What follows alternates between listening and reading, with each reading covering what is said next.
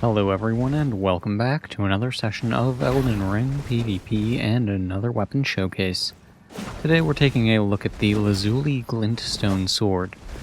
This is a weapon that is pretty fun to use and has a couple of unique things going on with it, but I feel like it falls short in one category and one category alone, but we'll get into that in a minute.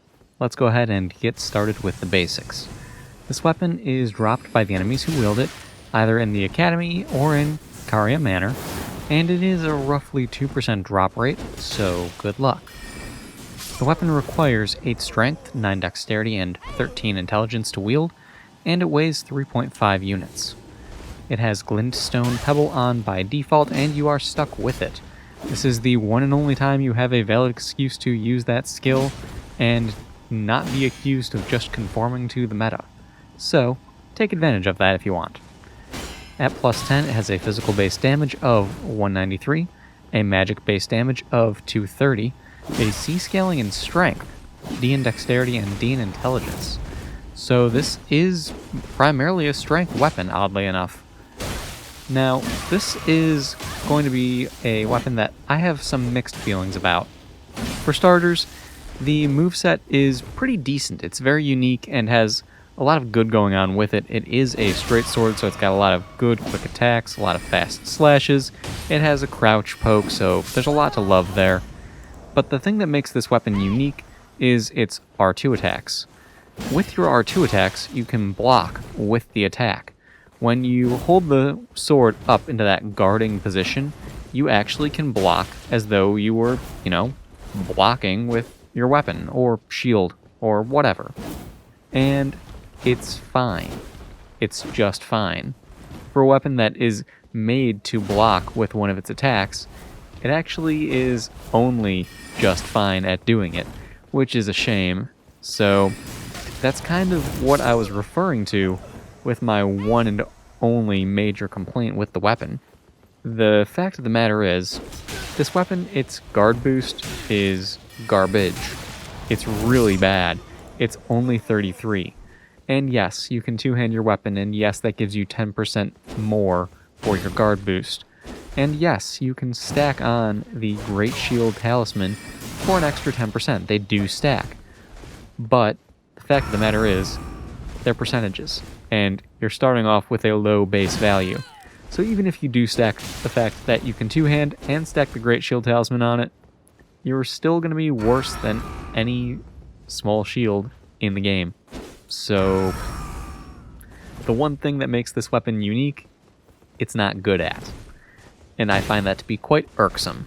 But, as far as other cons of the weapon, because apparently I can't talk about pros, with the cons of this weapon, aside from that, the only other issue I take with it is that it takes a long time to farm, and that the range of the attack on the R2 as well is a bit short. One thing also that would have been nice is that the R2 could have benefited from the other talisman that gives you a damage boost for guard counters.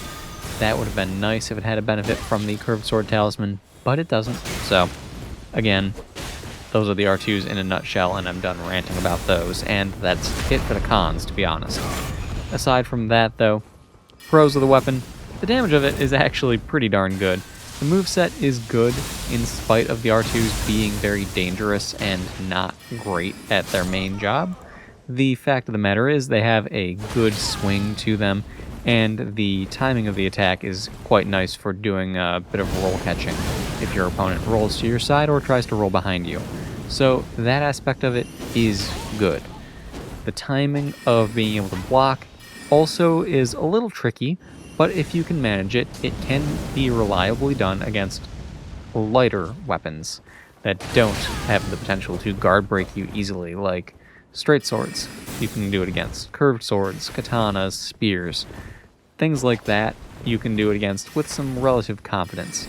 Anything bigger like a halberd or a greatsword, anything in that category, you want to make sure you have full stamina before you go ahead and try to do a block with the R2.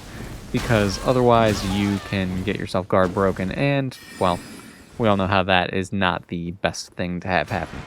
So, it is what it is. Either way, the fact of the matter is, this is a very interesting weapon. It is split damage with magic, of course, but at the end of the day, it's primarily a strength scaling weapon. It doesn't have a good intelligence scaling. So that puts it in a bit of an interesting position. With base stats to wield it, it actually is quite valuable on just a pure strength build. Or on a muscle mage build, if you stack your stats well, your attack rating with this thing can exceed 650, which is pretty impressive for a straight sword. And given the fact that the R2 attacks are pretty reliable and your running R2s are a sweeping slash, you can hit people with them pretty easily, and usually you'll hit around 450 for the amount of damage you're dealing. With a straight sword, that's not bad. And then also one other nice thing with it, since it is a strength weapon, is that if you do two-hand it, you get the bonus from two-handing. And it's more significant because strength weapons. So, like I said, there's a lot to love about this thing, and that's without even talking about Glintstone Pebble. It's Glintstone Pebble. Do I need to say more, actually? We'll just leave it at that. The thrust does a lot of damage, the pebble does a lot of damage. It's overtuned, it needs a nerf, let's be honest, it really does.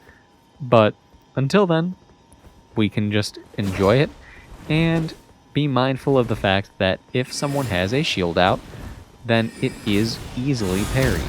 So, don't use it when someone has a shield out. Don't go for the follow-up attack when someone has a shield out. This fight was an example of what not to do. I did the right thing. I saw he had a staff on. I knew he couldn't parry me, so I wasn't worried about using the attack against him. But as soon as I took my shield out, he should have been worried. He should have been mindful, and he was not. Maybe that's because most people don't realize how easy it is to parry. You literally just roll and you can queue up the parry, and you'll get it every time if they follow up with that attack. So, yeah. There's your counter for Glintstone Pebble.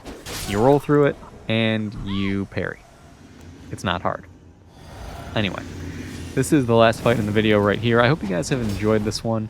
A little bit weird in my formatting for the commentary. I know I couldn't help myself in talking about the cons early on. It just is what it is. Either way, though, I hope you all enjoyed. Thank you all for stopping by.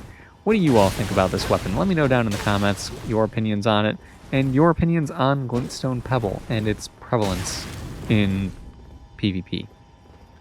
Again, though, thanks for stopping by. I'll see you all next time.